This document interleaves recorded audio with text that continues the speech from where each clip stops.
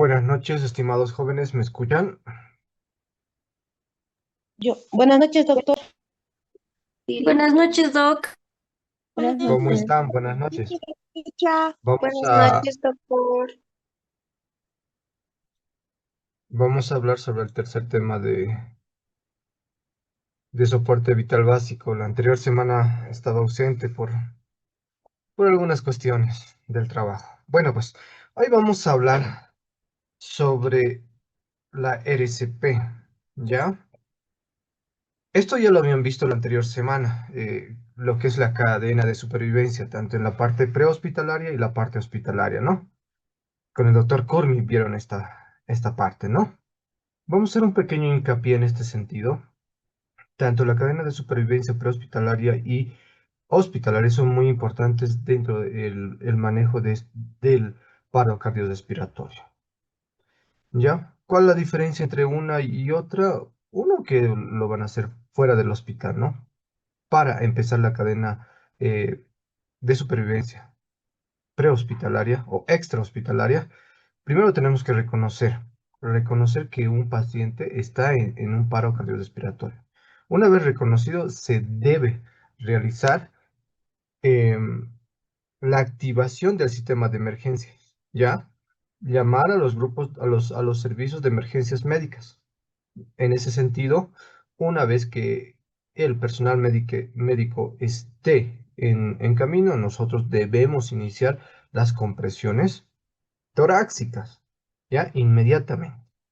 Sí contamos con un equipo de desfibrilación, sobre todo los desfibriladores externos automáticos, denominados también DEA, podemos iniciar la desfibrilación automática. Ya con esas maniobras y técnicas podemos dar un buen pronóstico al paciente. En ese trajín van a llegar los servicios de emergencias y vamos a delegar toda la responsabilidad a los servicios de emergencias, los cuales van a hacer la monitorización, estabilización del paciente posparo y los van a trasladar a terapia intensiva del hospital. Eso en la parte prehospitalaria. En la parte hospitalaria, obviamente, contamos con más recursos, tanto la parte de materiales, contamos con más recursos humanos. En ese sentido, en el primer eslabón se hace una vigilancia y prevención de que no se susciten estos casos de paro cardiorrespiratorio, pero si es que se presentara, reconocemos los signos y síntomas que pueden presentar un paro cardiorrespiratorio, inmediatamente activamos el código azul y se inicia el protocolo.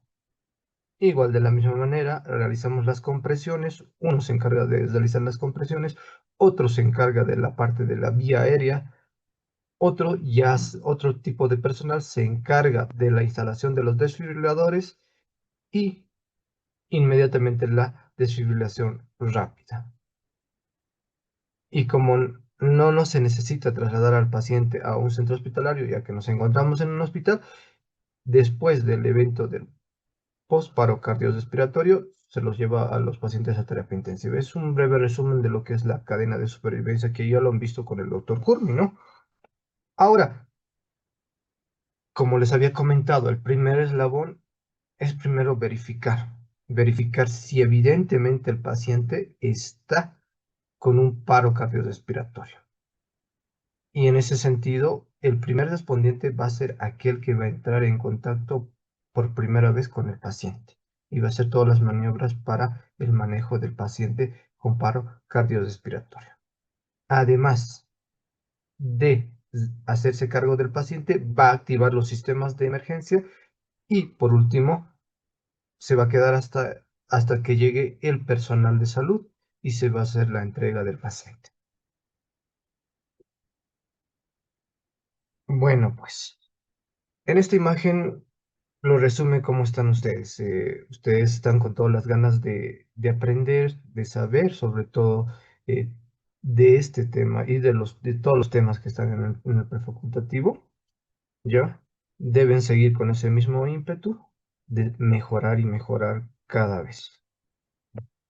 Ahora sí, vámonos en sí en el tema, vamos a centrarnos de lleno. al tema. ¿Alguien sabe qué es RCP?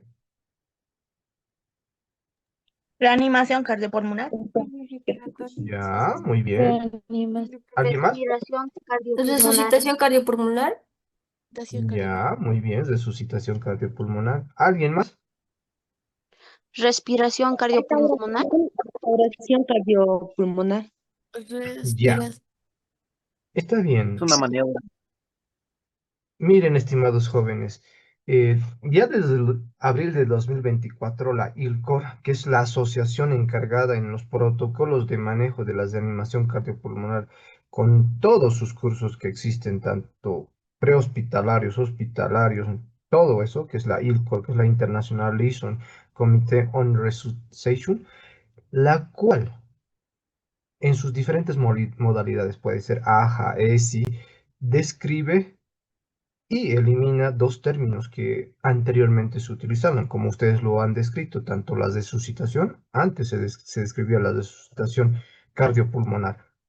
Ahora, ese término se ha quedado en desuso porque nosotros como personal de salud no resucitamos a los pacientes, porque resucitar quiere decir que un paciente que estaba muerto lo devolvemos a la vida. El único que puede resucitar es el de arriba, Diosito. Nosotros no somos dioses, somos humanos, seres humanos que podemos cometer errores y de esos errores a veces podemos aprender. Entonces, resucitación no se utiliza para la RCP. Ahora, me estaban comentando de reanimación. Si hablamos de reanimación, reanimación viene del griego reanimare, que quiere decir sostener el alma. Y nosotros como personal de salud tampoco podemos sostener el alma, no podemos realizar eso porque el alma es algo subjetivo, no visible a nuestros ojos. En ese sentido, las de animación y las de suscitación son dos términos que se han dejado en desuso. Lo que actualmente se está acuñando, el término que se utiliza actualmente, como se había comentado desde el 2024, es la restauración. Restauración de la función cardio-cerebro-pulmonar. Por eso ahora se denomina ya la denominación completa es la restauración cardio-cerebro-pulmonar. Anteriormente se decía solamente las de resucitación o las de animación cardiopulmonar, pero actualmente se ha incluido este término de restauración porque se restaura la función cardio-cerebro-pulmonar, ¿ya? Son datos actuales entonces, según la ILCOR. Ahora, anteriormente ya lo habían visto también con el doctor Kurmi, este término que es el paro cardiorrespiratorio, que es la interrupción súbita de la función tanto cardíaca como la parte respiratoria. En ese sentido, esta interrupción súbita puede ser reversible como también irreversible, ¿ya? En tal sentido, nosotros como personal de salud tenemos que conocer cuándo se presenta este tipo de eventos, ¿ya? ¿Cómo podemos saber si un paciente está entrando en un paro cardiorrespiratorio o está cursando con un paro cardiorrespiratorio? ¿Alguien tiene alguna idea de qué datos nos pueden dar para saber si un paciente está con un paro cardiorrespiratorio? No hay signos de pulso y de respiración. Muy bien, muy Puede bien, ser muy bien. dificultad para, Pulso, respiración y para conciencia. respirar. Muy bien. Son esos tres datos que nos dan un paro cardiorrespiratorio, pero podemos utilizar el término, yo utilizo el término PAPA. ¿Qué quiere decir papa? Yo me acuerdo de papa, me acuerdo porque todos los alimentos, casi todas las comidas vienen con papa, ¿no? Vas a Pollos Copacabana, vas a encontrar papa, ¿no? Papas fritas. Vas a ir a comer a la Triangular o a algún lugar, salchipapas, tiene papa. Entonces me acuerdo de papa, del memotécnico papa. La P significa pérdida de conciencia. La A, que es la apnea. La apnea es la ausencia de respiración. ¿Ya? Y por último, la PA, que es el pulso ausente. Ese es el mnemotécnico, entonces, para que no se olviden y cuando ya estén en carrera, tomen este término y puedan llevarlo en toda su vida profesional. PAP, pérdida de conciencia, apnea y pulso ausente. ¿Ya? Bueno, pues, ya hablando sobre los objetivos de la restitución o la restauración cardio cerebro-pulmonar, vamos a decir solamente RCP, para no hacerlo algo bien largo y complejo, ¿ya? La RCP tiene el propósito y la función temporal de dar oxigenación a los órganos vitales mediante una circulación artificial. Y esta circulación artificial lo vamos a realizar mediante maniobras. Además, la circulación artificial va a tener la función de llevar sangre oxigenada mientras se establezca la función tanto del corazón y la parte respiratoria hacia los demás órganos del organismo. ¿Ya? En pocas palabras, nosotros realizamos mediante las maniobras de las compresiones torácicas, realizamos una circulación artificial con la finalidad de llevar sangre oxigenada hacia los tejidos, ¿ya? En simples palabras. Ahora, ¿cuál es el objetivo? El objetivo es evitar el daño por isquemia y por anoxia de los órganos diana. Y como ya les había indicado en la primera clase, los órganos diana, bueno, para mí, que son mucho más importantes, son el cerebro, el corazón y también los riñones. El cerebro, ¿por qué? El cerebro es un tejido que es muy sensible a la ausencia de oxígeno y también ausencia de, de azúcar, o sea, vale decir glicemia. El cerebro solamente puede aguantar 5 minutos con la privación de oxígeno. Más de esos 5 minutos ya empieza con zonas de isquemia. Ya más de los 10 minutos puede presentar zonas de necrosis. Y si a estos pacientes sobreviven, pueden quedar con secuelas. Es por eso que la RCP es su objetivo evitar el daño por isquemia y también por anoxia. La anoxia es la ausencia de oxígeno en los tejidos. ¿Ya?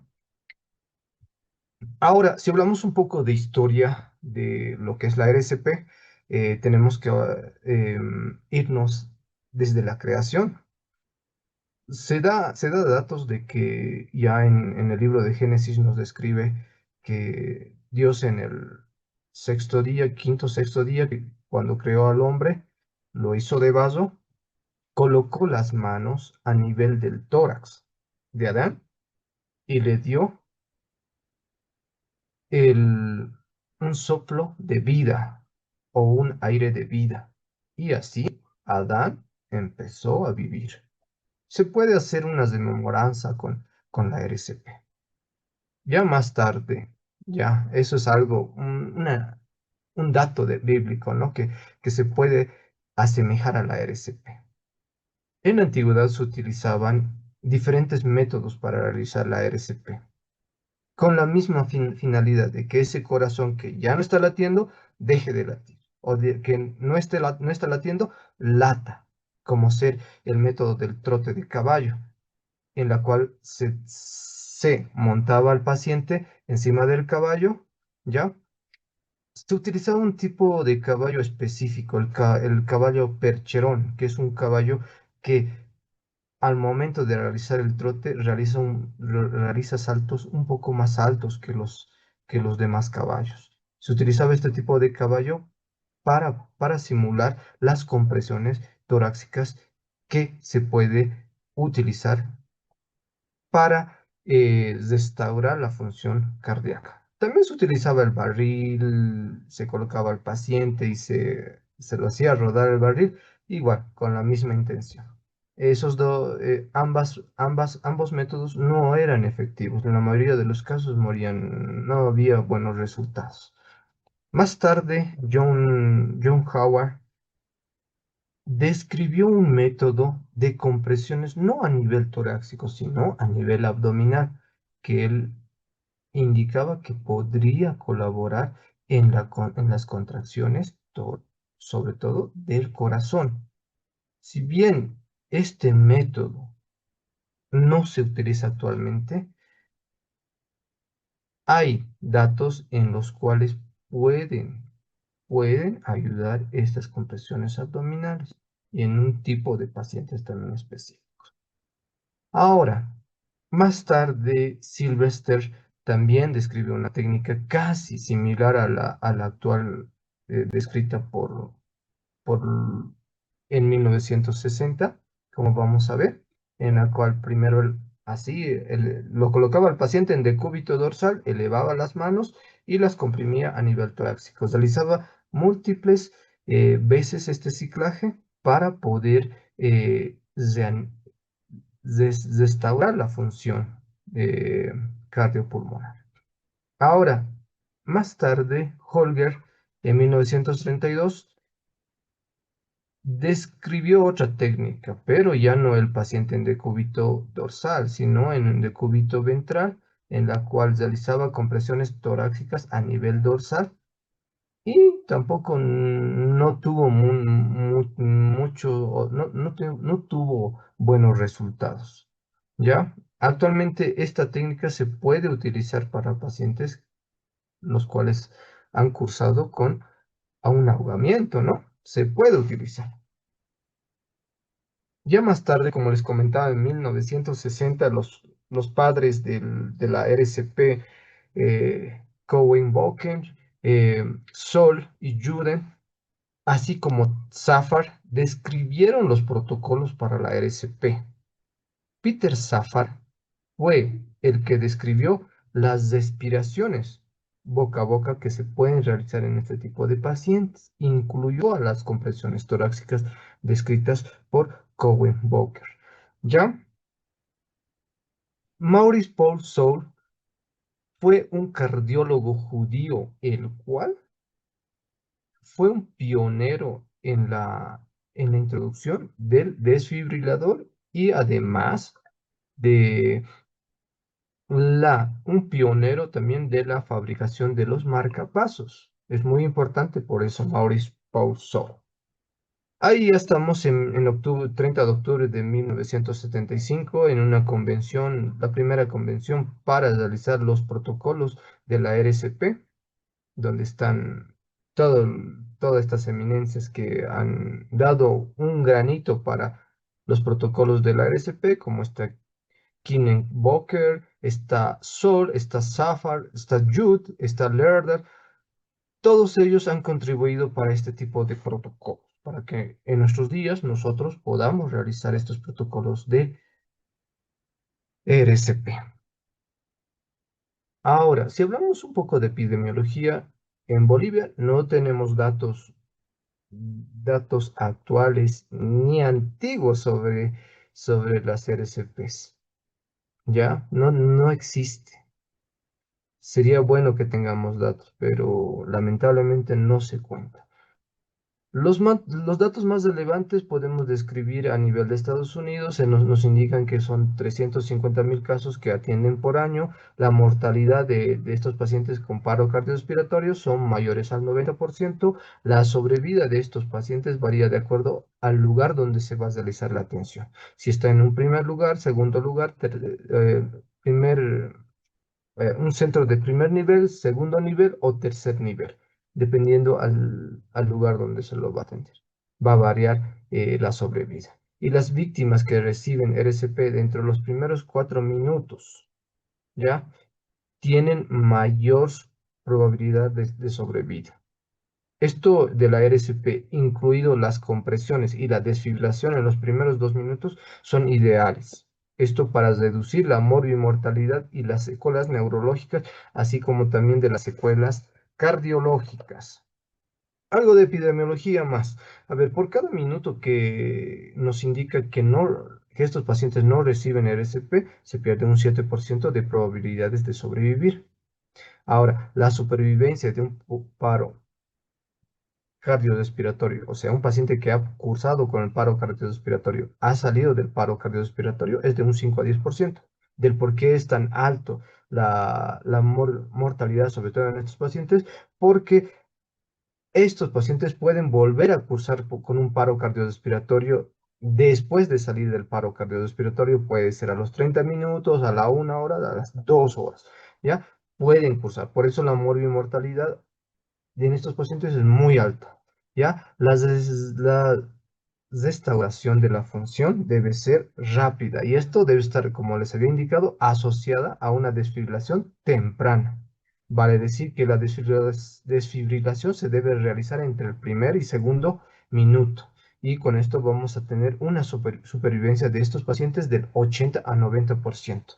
Y por último, si el paro fue extrahospitalario, si se ha realizado el paro cardíaco fuera del hospital, en presencia de de un personal de salud que lleve un DEA y realice esta desfibrilación dentro los primeros 2 minutos, bueno, pues se tiene buenos resultados, sobre todo en la parte neurológica y en la parte cardiovascular. Si hablamos de la etiología, o sea, las causas por las cuales se producen los paros cardiorrespiratorios, se puede dar por diferentes patologías, desde hipovolemia, hipoxias, alteraciones hidroelectrolíticas como ser acidosis, puede estar relacionados con alteraciones electrolíticas como ser hipo o hipercalemia, hipoglicemia, hipotermia, también el uso de diferentes fármacos, los cuales pueden provocar sobredosis, como ser toxinas, el taponamiento cardíaco en pacientes que presentan neumotoras a tensión, lo cual puede ser más una patología compresiva a nivel del corazón, ¿ya? Además, la trombosis tanto cardíaca, que es la coronaria, la más conocida, o el tromboembolismo pulmonar, que también puede condicionar a la presentación de un paro cardiorrespiratorio. Tenemos que hablar también de la lesión isquémica y también de la hipoxia que puede presentar. Ahora, cuando se da una lesión isquémica, el órgano más afectado, obviamente, va a ser el cerebro. Como les había indicado, es el tejido más lábil de toda nuestra economía orgánica. ¿Ya? La hipoxia, igual de la misma manera, es el cerebro va a ser el cerebro y el corazón van a ser los órganos que van a sufrir van a tener mayor sufrimiento con ese tipo de alteración. Si hablamos ya de lesiones celulares, como podemos ver en las tres imágenes, en la primera imagen de la izquierda, podemos ver una célula la cual ha sido expuesta a una hipoxia, pero la cual ha sido revertida en los primeros 5 minutos. Esta lesión, sobre todo por las vacuolas, puede ser reversible, ¿ya? Ya pasado estos 5 minutos, de 6 a 10 minutos, la vacuolización y la lisis de varios organelos a nivel de la célula ya puede ser una lesión irreversible, ya más de los 10 minutos hasta 20 minutos. Obviamente va a haber una necrosis porque las vacuolas van a lisar todo el tejido y van a producir una necrosis de todos sus organelos, como vemos en la imagen de la derecha. Eso en el ámbito de los tejidos cerebrales. A nivel cardíaco, igual se puede presentar otro tipo de lesiones, como ser primero la isquemia y la necrosis. En la imagen de la derecha vemos un músculo un músculo cardíaco normal. En el lado derecho vemos un músculo cardíaco, pero con datos de isquemia, como podemos ver. ¿Ya? Ahora, esto igual ya lo han llevado con el doctor Kurmi, el reconocimiento de las cadenas de supervivencia extrahospitalaria. Primero tenemos que reconocer que el paciente esté cursando con un paro cardiorrespiratorio, luego activamos a los servicios de emergencias médicas, iniciamos las compresiones cardíacas inmediatamente, luego de la desfibrilación. Luego se realiza el soporte vital avanzado realizado por los grupos SEM, traslado y la internación en terapia intensiva para el manejo y estabilización del paciente. ¿Qué diferencias encontramos entre el soporte vital básico y el soporte vital avanzado? En el soporte vital básico, obviamente que tenemos que tener una vía para hidratar sobre todo al paciente, o sea, circulación.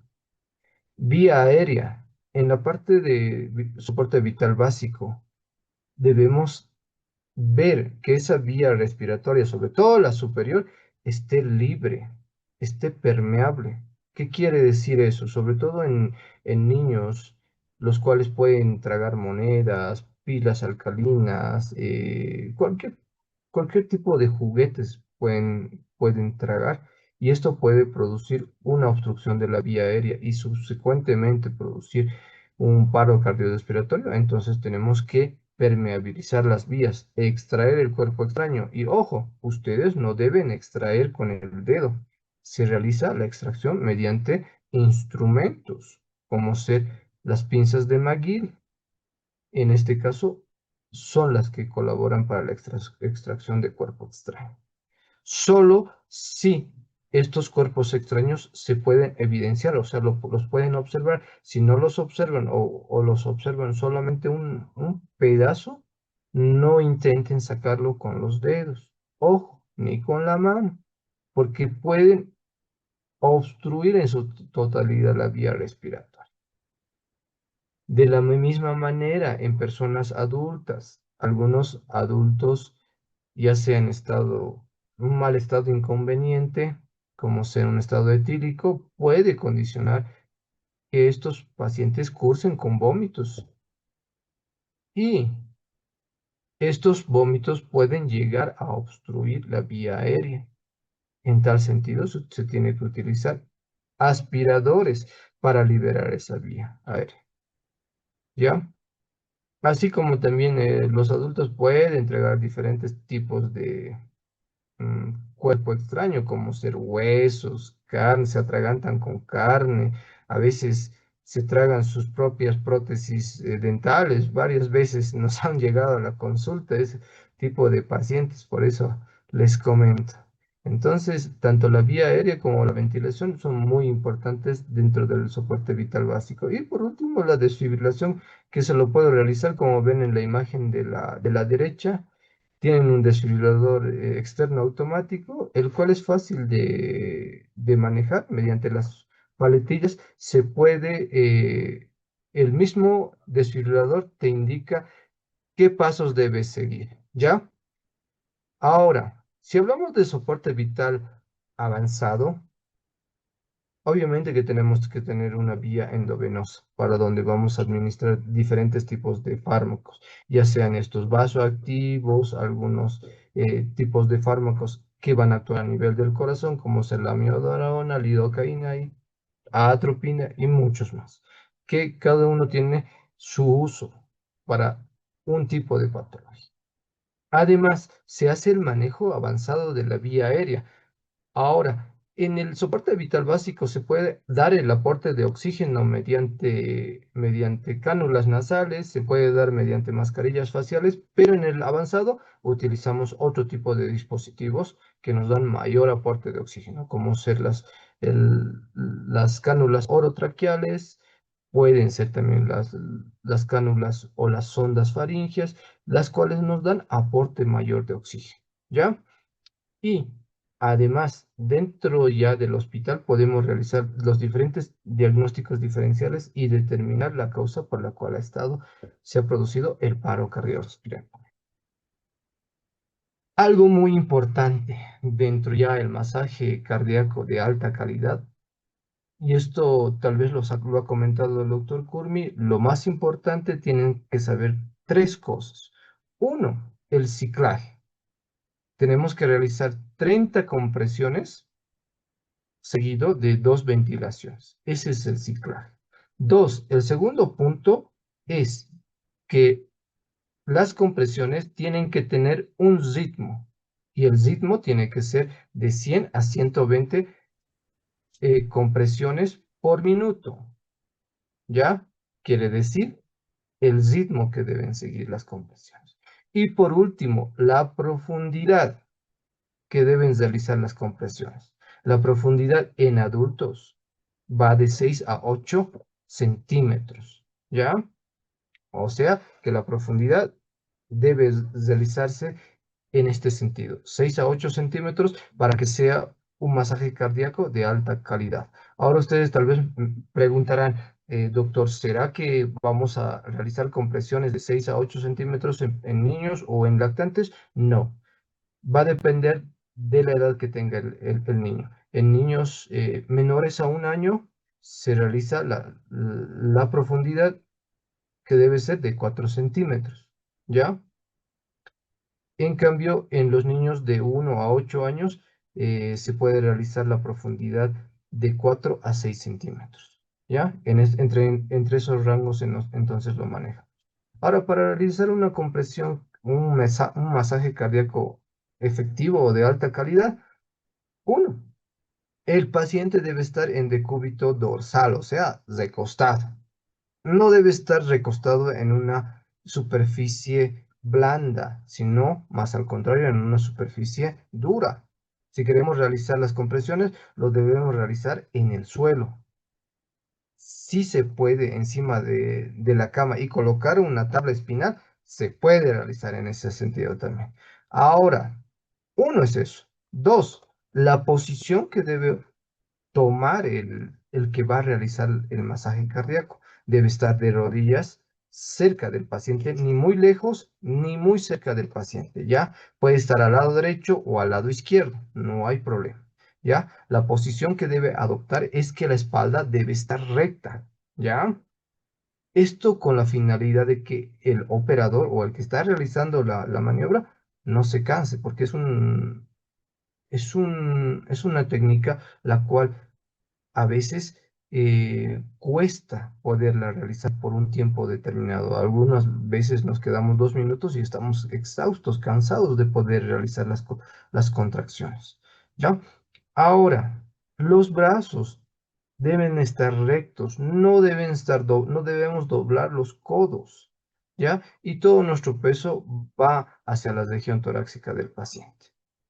Y ahora, si hablamos de la localización donde debemos realizar el masaje cardíaco, como término general, en personas adultas debemos localizar el apófisis sifoides, que es un cartílago que tiene continuación con el esternón y que ustedes lo deben conocer como la boca del estómago, ¿ya? Localizamos el cartílago sifoides a 2 través de dedo, debemos colocar el talón de la mano hábil, ya sea derecha o izquierda, y entrecruzar la otra mano.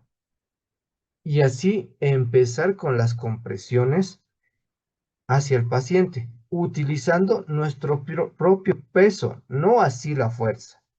Y aquí va ese dicho, vale más maña que fuerza. Entonces, nuestro peso es el que tiene que llegar a comprimir. ¿Ya? Ahora, ustedes me van a preguntar, doctor, si son niños de 1 a 8 años, igual realizamos las compresiones con las 2 manos. No, se realiza de la misma manera, utilizamos el apófisis sifoides a 2 través de dedo, el talón solamente de una mano. Hacemos las compresiones con una mano, ¿ya? Y como ya les había dicho, la profundidad de 4 a 6 centímetros. Ahora, me van a preguntar de seguro, doctor, ¿qué hacemos con los niños menores de 1 año?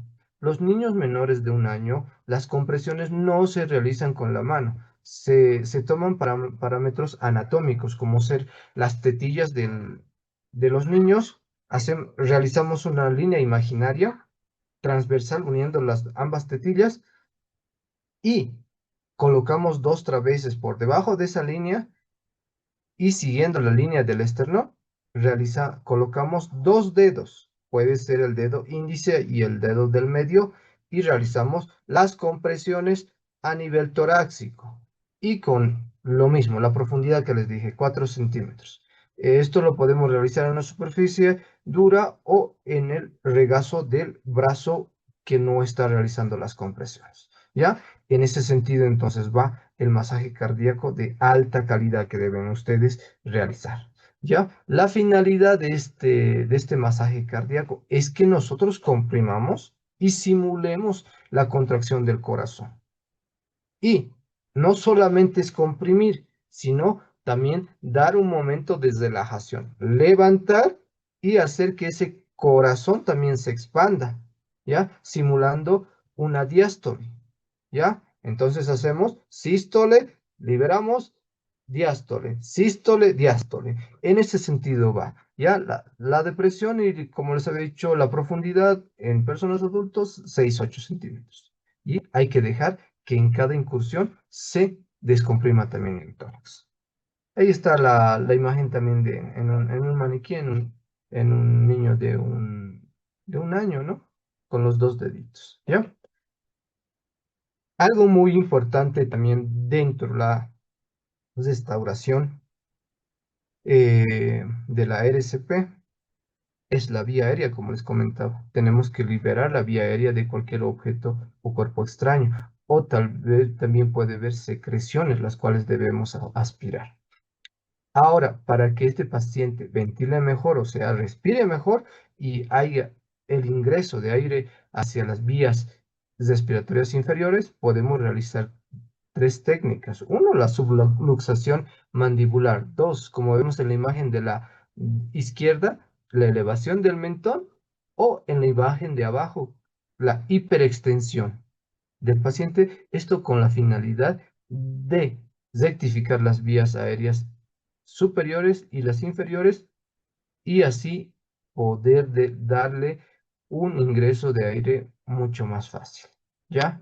Ahora, manejamos la vía aérea solo si estamos entre dos personas y las dos personas saben el manejo de la vía aérea y las compresiones torácicas. Pero si en el caso que estemos solos y no haya nadie que sepa este tipo de maniobras, tomamos mayor énfasis en las compresiones torácicas y dejamos de lado la vía aérea, ¿ya? Y la parte de ventilación.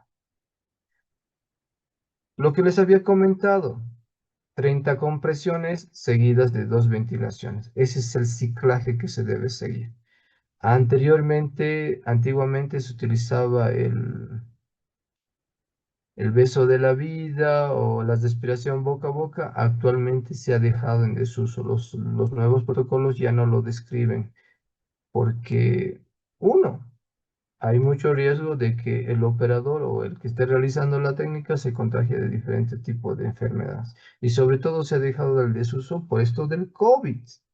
¿Ya? Muchos han quedado con secuelas o han fallecido con este tipo de maniobras, ¿ya? Lo que actualmente se utiliza, si en el caso que tenemos otro personal, los cuales nos pueda colaborar con el manejo de la vía aérea, se utiliza ya sea las cánulas nasales, la máscara con las máscaras, ya sea con reservorio, sin reservorio, y la más utilizada, este equipo, este dispositivo que la mayoría lo debe conocer. Yo creo que aquí debe haber también personal de enfermería que quiere ser médico o auxiliares en enfermería que están estudiando para ser médicos, que lo conocen este dispositivo como AMBU. El término está mal descrito. AMBU es la marca que tiene este dispositivo o el tipo de BBM. Y se describe este dispositivo como BBM. B labial, B dentilabial y M. La B, la primera B es bolsa. La B dentilabial es válvula. Y la M es máscara. Ese es su nombre. Bolsa, válvula, máscara. ¿Ya? De tipo ambú. ¿Ya? No es ambú como lo describen la mayoría. Vamos a hablar sobre la cadena de supervivencia, como ya habíamos descrito. Tenemos que eh, determinar si este paciente está en un paro cardiorrespiratorio. Si lo está, debemos activar el sistema de respuesta de emergencia, iniciar inmediatamente la RCP, realizar la desfibrilación. Si el paciente con estas dos maniobras sale del paro cardiorrespiratorio, ya escuchamos latidos cardíacos, hay pulso, se lo debe dejar al paciente. Se lo tiene que monitorizar, darle oxígeno y el paciente debe ser trasladado a una terapia intensiva para el manejo. Si este paciente, a pesar de que se le ha hecho la RCP y se le ha realizado el desfibrilador, no muestra ningún dato de que haya salido del paro, debemos realizar nuevamente la desfibrilación a los 2 minutos. Mientras tanto, seguimos comprimiendo. Ahora, me van a preguntar, doctor, ¿cuándo paramos? ¿Esto lo vamos a hacer por 1 hora, 2 horas? No, no lo hacen por 1 hora ni 2 horas. Como ya les había indicado, el cerebro de las personas, el tejido es muy lábil. Entonces, este tejido no te da mucho tiempo. Lo máximo que se hace una reanimación cardiopulmonar es 10 minutos. 10 minutos. De ahí ya se deja al paciente y si no ha salido de la reanimación de la RCP, se lo catalogó como paciente fallecido.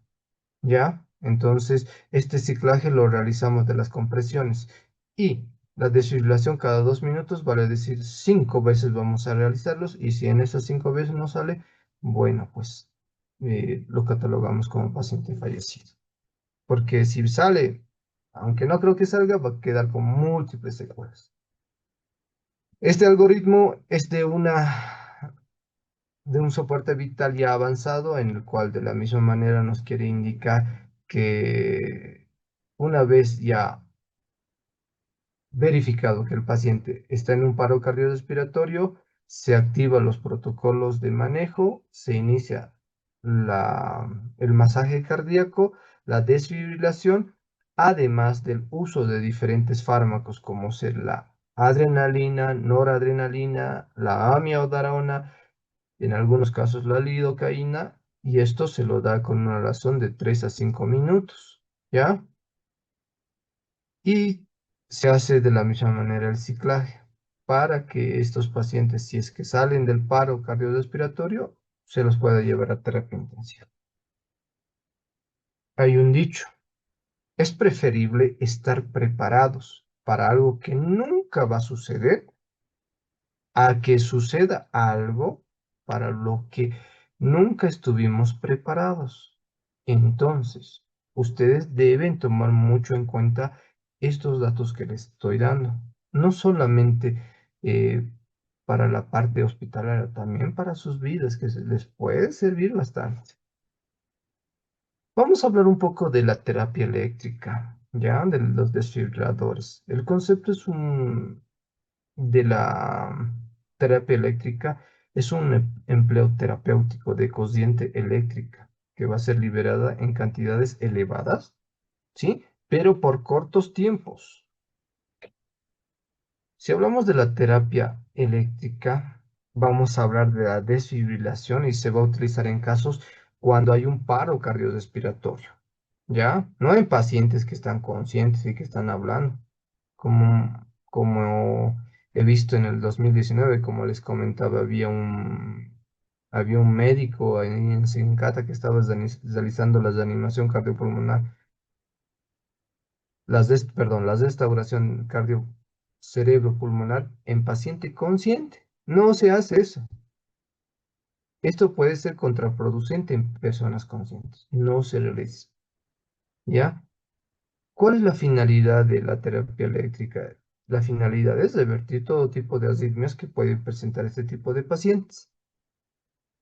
Y porque el corazón es el único órgano que puede mandar estímulos eléctricos de manera autónoma a través de sus dos nodos. Hay un nodo sinusal localizado en la aurícula derecha que cumple la función de un marcapasos que nos da tanto la frecuencia que late el corazoncito, o sea, cuántos latidos va a presentar por un minuto, nos da es el nodo sinusal, como también el nodo auriculoventricular, que cumple la función de enlentecer el latido a nivel del ventrículo, o sea, hace que la contracción primero se produzca en la aurícula y luego en el ventrículo, ¿ya? En milisegundos eso. ¿Qué tipo de desfibriladores conocemos? Hay varios. Los más conocidos, el monofásico, el cual utiliza energía muy elevada, 360 joules. El bifásico utiliza energía de 120 a 220 joules. Y el más utilizado en la parte prehospitalaria, del que les estaba comentando, el DEA, que es el desfibrilador externo automático. Y este desfibrilador lo puede utilizar cualquier tipo de persona, mm, porque este desfibrilador, una vez colocado las paletillas a nivel torácico, te describe qué pasos debes seguir. El mismo aparato te describe, te dice, eh, libere al paciente de todo componente metálico que tenga a nivel del cuerpo. Lo liberas. Y también te indica que todas las personas que están cerca del paciente se alejen. Y te indica, toque el botón para iniciar la desfibrilación. Y te dice en 3, en 2, en 1, pin, tocas y se da la desfibrilación.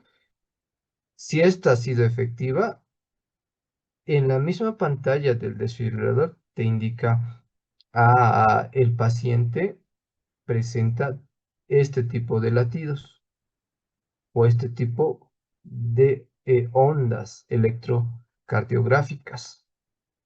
Te indica ya no se debe realizar compresiones, ya no se debe realizar desfibrilación. En el caso que salga de el paro cardiorrespiratorio, en el caso que persistiera, te dice continúe con las compresiones torácicas. Y tú tienes que calcular 2 minutos y nuevamente realizar la desfibrilación. Y así sucesivamente, como les había comentado, hasta el minuto 10. Los tipos de desfibriladores, si hablamos de si son manuales o automáticos, los manuales más propiamente están localizados en los hospitales, son los monofásicos y los bifásicos, como les había comentado. Estos sí requieren de un personal médico calificado para la graduación y ver las alteraciones electrocardiográficas que se puedan presentar en el desfibrilador. Y con esto se indica el tipo o la cantidad de energía que se debe liberar. En cambio, en los desfibriladores automáticos, como ya les había indicado, el aparatito te dice todo. O sea, tú tienes que seguir todas las instrucciones y solamente tú tocas el botón y se realiza la descarga eléctrica. Si necesita otra, entonces te indica que sigas comprimiendo. En cambio, el desfibrilador manual no te dice ninguna indicación. Tú tienes que tú tienes que graduar ese aparato. A veces es muy difícil, sí, de uso, pero se puede. Ahora, ustedes se encuentran en estas situaciones. Pero ya con el transcurso de todas las clases y ya cuando estén en carrera, van a poder realizar este tipo de manejo. Ahorita se encuentran en pañales todavía. ¿Qué es el sueño ideal? ¿Qué es lo que se quiere con esto? Y lo he dicho desde la primera clase. El sueño ideal, no solamente mío, como también de todos los colegas que estamos en el prefacultativo y varios colegas de la universidad, es que esto del soporte vital básico no solamente esté en la universidad, sino a nivel de los colegios. Esta es una imagen en Estados Unidos en 1992 en uno de los colegios en los cuales ya se estaba enseñando soporte vital básico con las compresiones torácicas. ¿Ya? Eso es lo que se quiere en nuestra sociedad, que mejoremos como sociedad. Yo sé que muchos de ustedes están con la idea y tienen la mentalidad de poder crecer diariamente. Están como esta imagen de Bertulio, ¿no?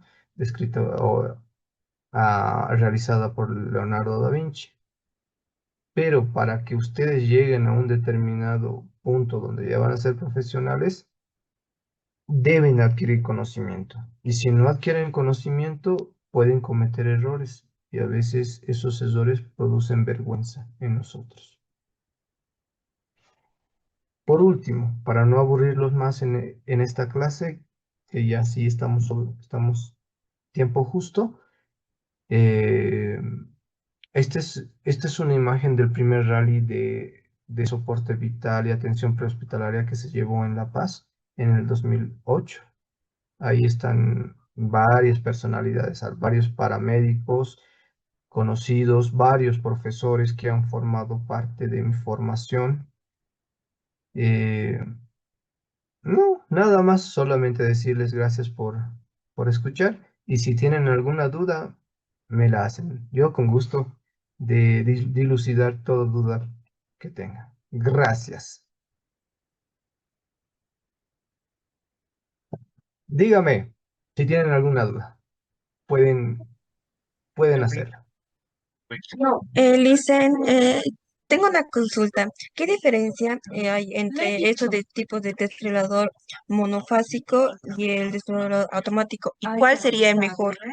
Y yo le he dicho eso también. Ya, como les había comentado, los desfibriladores, no solamente el bifásico, el monofásico lleva cargas eléctricas altas, o sea, 360 joules, cargas eléctricas altas, y esos son manuales. El monofásico y el bifásico, ambos son manuales.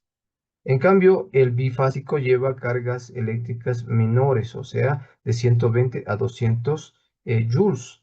Ambos igual, de la misma manera, tienen el mismo mecanismo de acción de liberar descarga eléctrica para cardiovertir el corazón para que empiece a latir. Ahora, si me quería preguntar en qué diferencia hay entre los manuales y los automáticos, los manuales tú tienes que graduar cuánto de carga necesitas. Y tienes que ver el eje del electrocardiograma, cómo es, o sea, qué alteraciones tiene electrocardiográficas y cuánto vas a graduar.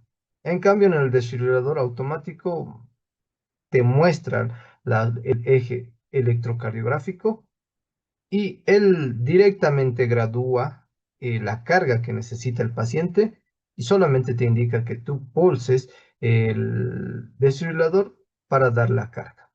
Esa es la gran diferencia entre uno y otro. ¿Alguien tiene alguna pregunta más?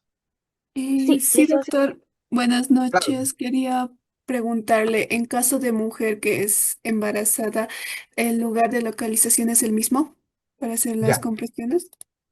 En caso de las mujeres embarazadas, lo que está indicado va a depender en relación al tiempo de gestación en el cual esté cursando. En gestaciones menores o sea, vale decir, 6 meses, se puede realizar las compresiones torácicas al mismo nivel, no hay problema, ¿ya? Cuando ya están en el último trimestre, vale decir, octavo, noveno mes, se puede realizar las compresiones torácicas a tres través de dedo y dirigido hacia el lado izquierdo. ¿Ya? No hay problema en relación a las compresiones. ¿Alguien tiene alguna duda más? Una consulta, Dígame. doctor, ¿me escucha? Buenas noches. Una Sí, sí, consultita. sí, la escucho, la En la escucho. diapositiva de lesión isquémica e hipóxica, ¿cuál sería ¿Ya? la diferencia entre ambas o son relativamente la misma? No, no son lo mismo. Isquémico, o sea, una lesión isquémica relacionada con la privación de aporte sanguíneo hacia un órgano. Esta privación puede ser parcial o puede ser total, relacionado con el aporte sanguíneo. El aporte sanguíneo que va a llevar oxígeno y va a llevar nutrientes, ¿no ve? En cambio, hipoxia es la disminución del aporte de oxígeno hacia un tejido, ¿ya? Disminución de aporte de oxígeno a un tejido. Eso es la hipoxia. En cambio, la isquemia es la disminución o la privación parcial o total de aporte sanguíneo, o sea, sangre, ¿ya? No es lo mismo. Ah, ya, doctor. Entonces, isquémica se basa relativamente solo en la sangre y hipóxica solo al tejido, ¿no? Oxígeno, oxígeno, para que Oxígeno. me Ah, ya. entiendan. Listo. Súper. Gracias, doctor. ¿Alguien más tiene alguna duda? Una Doctor, pregunta buenas más noches. y ya nos cesamos. Ya, Doctor, buenas dígame, noches. Disculpen las molestias. no es Primero son molestia. dos preguntas. La primera es, digamos, con relación a los recién nacidos y a los niños, ¿cómo se realizaría en este caso? Y la segunda, bueno, no va relacionado al tema, pero todos mis compañeros deben querer saber con relación al examen que se aproxima, ¿cuándo será la fecha exacta? Ya, en recién nacidos. Uno tenemos que saber si este pacientito, bueno, el estado de conciencia en los recién nacidos no se valoran, es difícil de valorar, ¿ya? Habría que realizar estímulos, sobre todo compresivos o provocarle dolor para que si no responde a estímulos, o sea, hay pérdida de conciencia, ¿no ve? Dos, no tenga pulso y no respire, entonces vemos que este paciente está en un paro cardiorrespiratorio. De la misma manera, realizamos las compresiones torácicas como les había indicado, realizando una línea imaginaria entre los pezones, una línea transversal a 2 través de dedo debajo de esa línea, en la línea media, sobre todo por encima del hueso esternal, se realizan las compresiones con 2 deditos, ¿ya?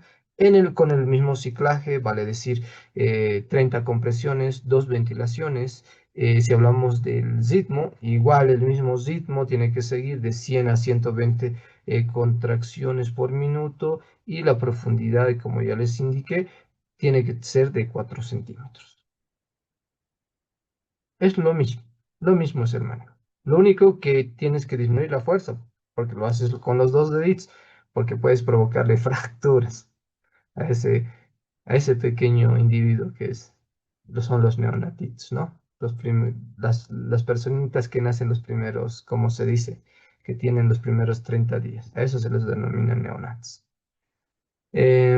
Ahora, en relación al examen, tengo entendido que es el 4 de octubre, es el examen que van a llevar. Muchas gracias, doctor. Eso. Bueno, pues, en tal sentido, terminamos la clase. Que tengan buenas noches. Pueden continuar con la siguiente clase. Nos vemos al siguiente lunes con otro tema de soporte vital. Chao, chao. Nos vemos. Chao, chao. Hasta luego, doctor. Muchas gracias. Hasta luego, doctor. Gracias. Chao, chao. Doctor.